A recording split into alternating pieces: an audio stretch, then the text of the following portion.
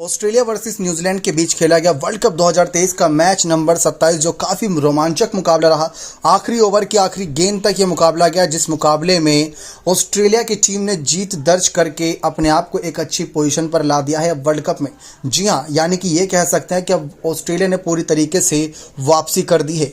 अब वापसी का डंका बजा दिया। तो इस बीच क्या कुछ मैदान पर घटा, किस तरीके से इस मुकाबले में ऑस्ट्रेलिया की टीम ने बल्लेबाजी तो बेहतरीन करी, लेकिन जब बारी आई इसको डिफेंड करने की तो कई हद तक ये लगा कि कहीं ना कहीं ऑस्ट्रेलिया की टीम ये मुकाबला गंवा सकती है। लेकिन तभी इस मुकाबले में आखिरी ओवर में किसी तरीके से ऑस्ट्रेलिया जद्दोजहद करके वापसी कर पाने में कामयाब रही। तो बात करते हैं इस मुकाबले की, क्या कुछ मैदान पर घटा, किस तरीके से इस मुकाबले को जीतकर ऑस्ट्रेलिया टीम ने बड़ा हेर फेर कर दिया है पॉइंट्स टेबल में। और इंडिया के लिए कितनी मुश्किलें खड़ी हो गई हैं वो भी जानकारी आपको देते हैं। लेकिन उससे पहले अगर आप चैनल पर नए सब्सक्राइब नहीं किए तो जल्द से जल्द चैनल को सब्सक्राइब कर दें।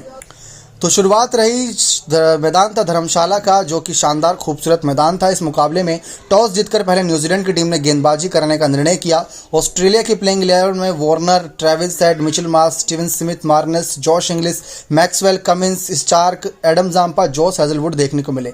तो न्यूजीलैंड की प्लेइंग 11 में Devon Conway, Will Young, Rachin Ravindra, Daryl Mitchell, Tom Latham, Glenn Phillips, James Neesham, Mitchell Santner, Matt Henry, Lockie Ferguson के साथ ट्रेंट बोल्ट हमें देखने को मिले। अब पहले बल्लेबाजी करने उतरी ऑस्ट्रेलिया की टीम ने पहले बल्लेबाजी करते हुए 388 का बड़ा लक्ष्य रखा। 388 रन काफी ज्यादा होते हैं अगर एक नजरिए से देखा जाए। अगर ये चेज हो जाता तो क्योंकि अब तक वर्ल्ड कप जैसे मुकाबलों में देखा जाए तो रन चेज हुए हैं, लेकिन 345, 350 जैसे ऐसे, लेकिन 388 ये बहुत बड़ा रन चेज होता। तो ऑस्ट्रेलिया की टीम की तरफ से शुरुआत ही करी यहाँ पर डेविड वार्नर और ट्रेविस हेड ने।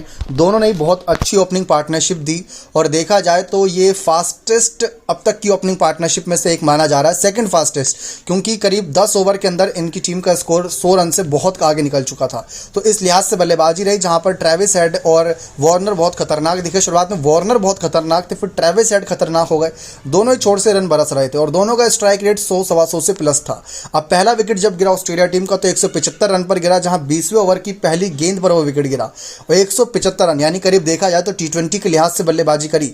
65 गेंद में 81 रन वार्नर ने बनाए थे, 5 चौके 6 छक्के 124 के स्ट्राइक रेट से। ग्लेन फिलिप्स ने इनका विकेट लिया था, कैच ग्लेन फिलिप्स ने ही पकड़ा था। ट्रेविस हेड ने 67 गेंद में 109 रन की पारी, 10 चौके 7 छक्के की बदौलत और 162 के स्ट्राइक रेट से खेली। ट्रेविस हेड काफी समय से बेंच पर थे, लेकिन इन्हें मुकाबले में खिलाया गया। और मिचेल मार्श और वार्नर की जोड़ी अच्छी रही थी पिछले कुछ मुकाबले में ओपनिंग में, लेकिन मिचेल मार्श को नंबर 3 और ट्रेविस हेड को ओपनिंग में वार्नर के साथ भेजा। बहुत बड़ा बदलाव था लेकिन असरदार साबित रहा। ट्रेविस हेड ने शतक लगा दिया। मिचेल मार्श ने भी 51 गेंद खेली, 36 रन बनाए। स्टीवन स्मिथ ने 17 गेंद में 18 रन बनाए। लाबुशाने ने 26 गेंद में 18 रन बनाए। तो जो एक शुरुआत मिली थी उस शुरुआत को और बड़े स्कोर में तब्दील करने से चूक गई ऑस्ट्रेलिया की टीम। लेकिन मिडिल ओवर के बल्लेबाजों ने अच्छे रन बनाए, यानी मिडिल ऑर्डर के बल्लेबाजों ने, जिसमें मैक्सवेल ने 24 गेंद में 41 बनाए थे, 5 चौके 2 छक्के की बदौलत इनका स्ट्राइक रेट 170 का था। जोश इंग्लिश ने 28 गेंद में 38 रन 4 चौके 1 छक्के की बदौलत मारा।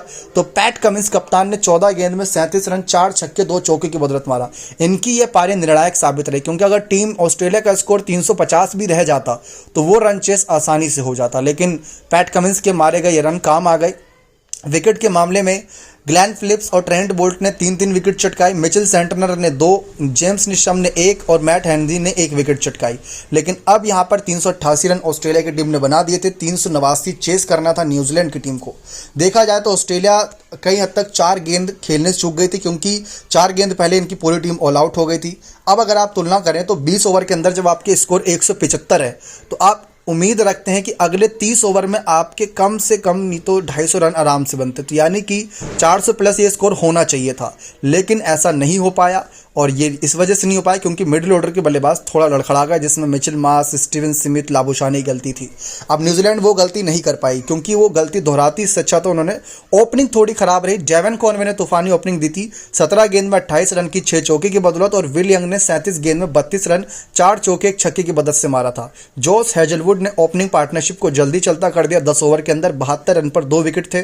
जोश हेजलवुड ने ही वो दोनों विकेट लिए थे, लेकिन इसके बाद रचिंद्र रविंद्रा और डेरल मिचेल के बीच पार्टनरशिप बिल्ड होती, दोनों के बीच इस वर्ल्ड कप में अच्छी पार्टनरशिप बिल्ड हुई है। तो करीब ये पार्टनरशिप अगर देखा जाए रन तक की 96 रन तक की ये पार्टनरशिप बिल्ड होती अच्छी खासी, लेकिन इस पार्टनरशिप में डेरिल मिचेल ने 51 गेंद में 54 रन बनाए थे और तीसरा विकेट 168 रन पर गिरा था, वो भी 24 ओवर के आखिरी गेंद पर। तो 3 विकेट 168 रन पर हो चुके थे, यहाँ पर निराशा की बात थी, लेकिन डेरिल मिचेल अपना काम लगभग कर गए थे। बड़ी पारी खेल सकते थे, लेकिन जैम्पन का विकेट चटकाया, कैच पकड़ी स्टार्क ने। टॉम लैथम आए, फिर 22 गेंद में 21 रन उन्होंने बनाया, 2 चौके की बदौलत जैम्पन को भी चलता कर दिया। रचिन रविंद्रा दूसरे छोर से अच्छी बल्लेबाजी कर रहे थे, बहुत अच्छी बल्लेबाजी कर रहे थे अगर एक नज़रिए से देखा जाए तो वो अपनी पारी को कंटिन्यू रखे हुए थे। फिर उसके बाद 222 रन पर चौथा विकेट और 265 रन पर पांचवा विकेट आता है। फिर यहां से पारी लड़खड़ाती है, तो यहां से मुकाबले को संभालते हैं अपने कंधों पर जेम्स निशम। 16 गेंद पर 12 रन ग्लेन फिलिप्स मारता करे, थोड़े रन तेजी से मार देते तो शायद काम बन जाता, लेकिन मैक्सवेल इनको चलता कर देते हैं। रचिन रविंद्रा 89 गेंद में 116 रन 5 छक्के 9 चौके की बदौलत मारते हैं। पैट कमिंस इनका विकेट चटकाते, लाबुशाह ने कैच पकड़ते हैं।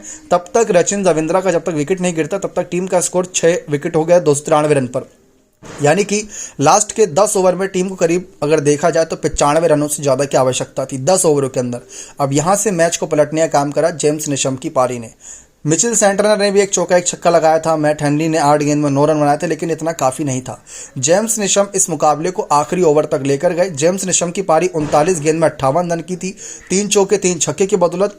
जब लास्ट में 2 गेंदों पर 7 रन चाहिए था तब ये रनआउट हो जाते हैं 2 रन भागने के चक्कर में, क्योंकि आखिरी गेंद खुद ही फेस करना चाहते थे ताकि कुछ नहीं तो सुपर ओवर तक ये मुकाबला लेके जाए। क्योंकि अगर उस 49वीं गेंद पर आखिरी मतलब 5वीं गेंद पर अगर रन मिल जाता तो आखिरी गेंद पर अगर चौका ही मार देते तो सुपर ओवर की तरफ मैच जाता, वरना फिर उनको आखिरी गेंद पर छक्का चाहिए होता सुपर ओवर के लिए, जीत के लिए नहीं सुपर ओवर के लिए।